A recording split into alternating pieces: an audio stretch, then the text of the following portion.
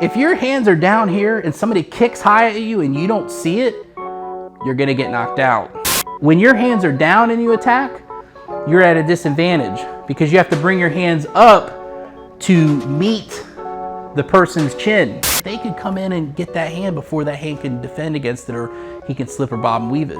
Hey guys, thank you for checking out our YouTube channel. Like, subscribe, comment down below, hit the bell so you can be notified every time we get a new video. Today we're gonna be doing mastering the high guard. Let's get started.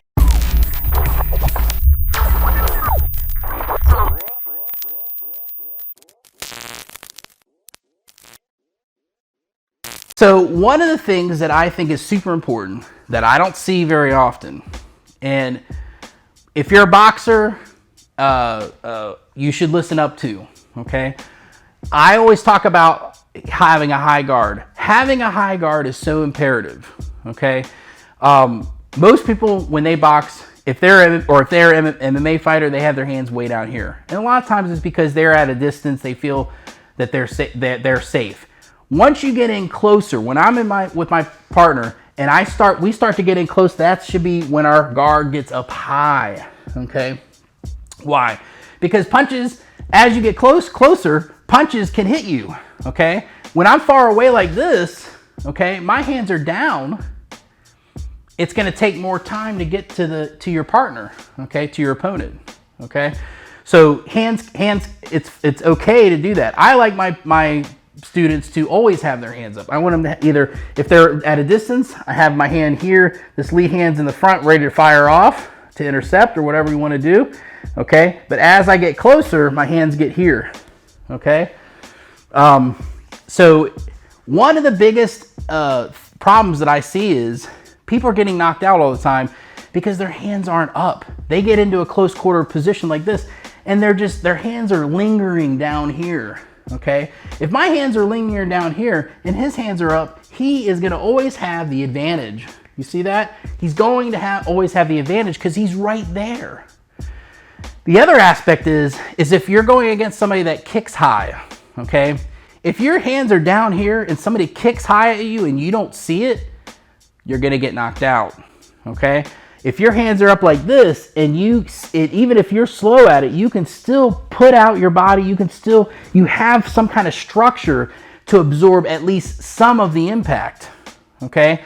If you have a strong position and a strong structure, it's just like in Brazilian Jiu-Jitsu, having a good base, having a good guard, having all those things play a very important role. It's the same thing with your guard, your high, and I like to have a high guard, especially when either in the streets, okay, or in a ring where people are kicking, okay?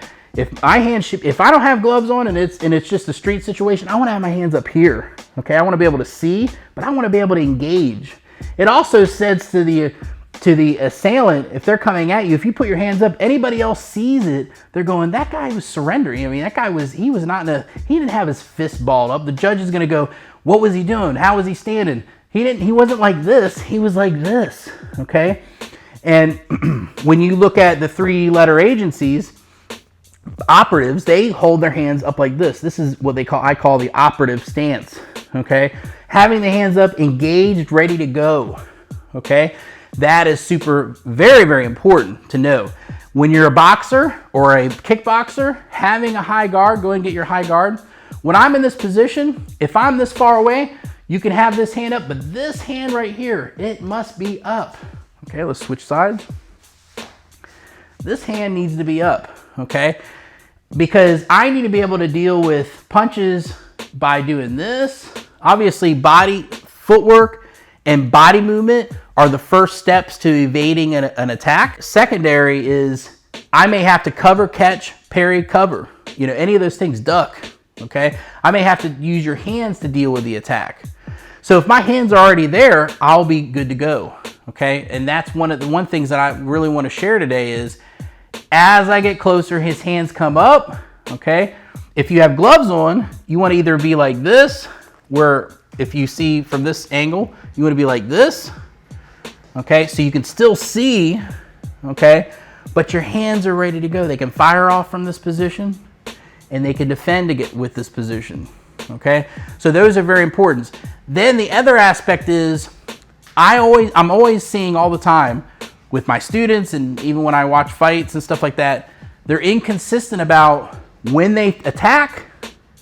When your hands are down and you attack, you're at a disadvantage because you have to bring your hands up to meet the person's chin, for instance, if that's what you're trying to attack. When your hands are already here, you're going straight, and if depending on their height, you're going straight in to attack. If they're shorter than you, they're dropping down. If they're higher than you, you're going straight in, maybe a little bit up, but you're there already. When your hands are way down here, you're telegraphing the attack, which gives your opponent the opportunity to see that attack coming and be able to respond to it, okay? So that's the one aspect. The other aspect is that you need to stay focused on when I throw an attack. So go and get your fighting stance, okay? If he's in a close position, go ahead and get your guard up. He throws a jab, bam, he throws it, and he comes back. He always brings it back here. If you throw, a lot of times I see it, he throws a jab, and he drops the hand down, and then when he drops that hand down, if that person slips it, covers it, catches it, they could come in and get that hand before that hand can defend against it, or he can slip or bob and weave it. So consistently, when he does, so when you're at home and you're practicing, go ahead and face the camera, okay? He does the jab, he brings it straight back. Do it again, jab. He does a cross, good. He does a cross, he does a lead hook, he does a rear hook, he does a lead overhand, he does a lead overhand, he does a rear overhand, he does a lead uppercut, rear uppercut, rear body hook, lead body hook, good.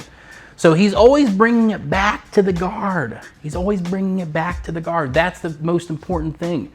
Please keep that in mind when you're training. Now there's some other things, and in one of my next videos, I will be showing you about uppercuts, hooks, all those things, and where is your head supposed to be. I hope you learn from this. Practice, when you're in the mirror, practice getting, one of the best ways to do that is to get in the mirror and just start boxing in the mirror and use your own reflection as the target system, okay? So when you're going and you're doing it, you're always bringing the hand back. When I throw that hook, I bring it back. When I throw this hook, I bring it back. Everything I do, I'm always bringing it back to position.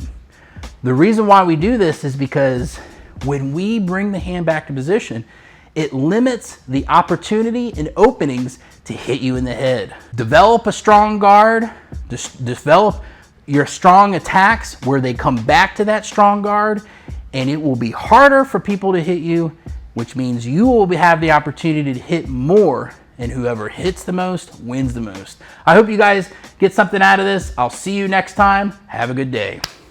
Hey guys, thank you for checking out our video today. Comment down below if you have any questions about what we covered today. Go to our website, pinnaclecombatarts.com. And thank you so much for your support. Have a great day.